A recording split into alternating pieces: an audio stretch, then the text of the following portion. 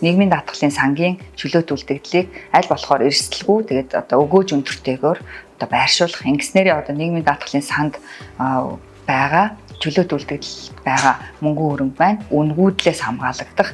Өөрөөр хэлбэл одоо болж үнгүүдлээс хамгаалагдахын зэрэгцээ за боломжтой бол одоо өсгөж үржүүлэх.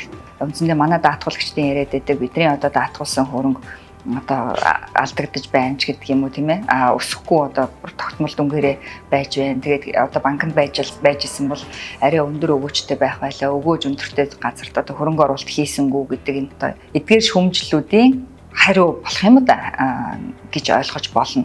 За ер нь бол бид одоо нийгмийн даатгалын санд байгаа чөлөөт үлдэгдлийг ямар нэгэн одоо хөрөнгө оруулалтанд байршуулахгүй байлгаад байвал яах вэ гэхээр зэрэг мөнгөний ханш унах одоо хэрэглээний одоо үн өсөх тийм ээ.